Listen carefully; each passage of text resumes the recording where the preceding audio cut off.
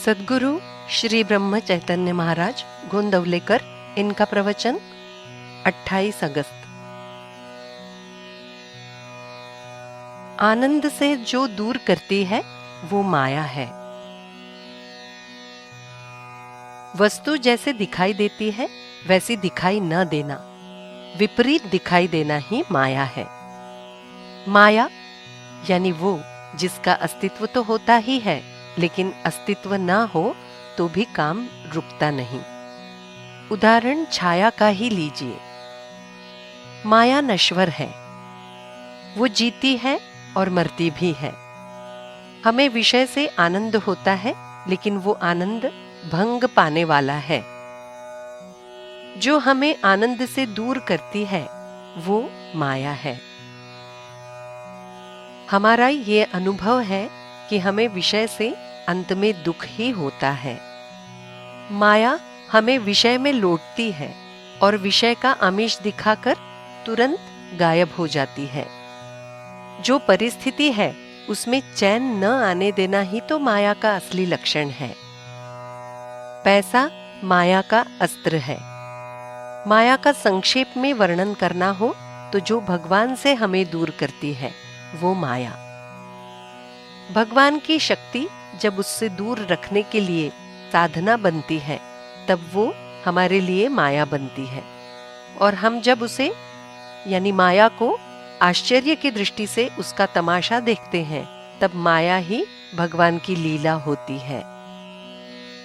भगवान मेरा और मैं भगवान का हूं, ऐसा दृढ़ता से कहने पर माया पूरी तरह परास्त होती है। माया क्या अनर्थ करती है ये मालूम होते हुए भी जब उसका स्वीकार करते हैं तो क्या किया जाए। संसार का प्रवाह भगवान से विपरीत दिशा में है। हम उसके चंगुल में न आए।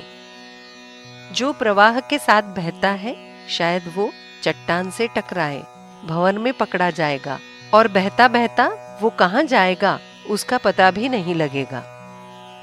उस प्रवाह में हम मिले, लेकिन प्रवाह पतित ना हो। हम प्रवाह के विरुद्ध दिशा में तैरना जारी रखें।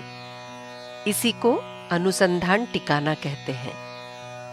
जैसे भूत बाधा होती है, उसे लगता है कि भूत हमेशा उसके पास है, वैसे ही हमें लगना चाहिए कि भगवान निरंतर हमारे पास है। लेकिन भूत बाधा डर के कारण होती है। उसके विपरीत हमें लगना चाहिए कि भगवान आधार के रूप में हमारे पास हैं। मन में बुरे विचार आते ही रहते हैं, लेकिन उन विचारों के अनुसार हम आचरण ना करें। फिर बुरे विचार, संकल्प, विकल्प पैदा नहीं होंगे। सबको हम अपना कहते हैं, किंतु भगवान ही को हम अपना नहीं कहते। इसका कारण है माया।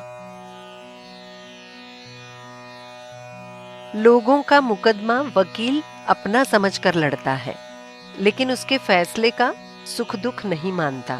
वैसे ही गृहस्थी हम अपनी समझकर करें, लेकिन उसके सुख दुख के धनी ना हो। मुकदमे का फैसला कुछ भी हो, वकील को फीस उतनी ही मिलती है।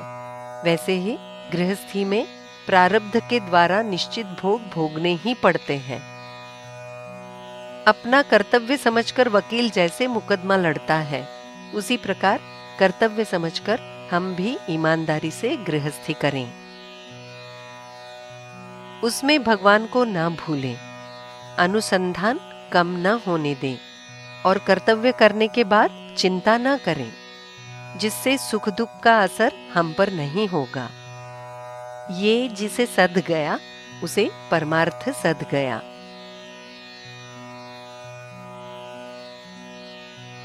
हम संसार को सत्य मानते हैं, यही दुख का मूल कारण है।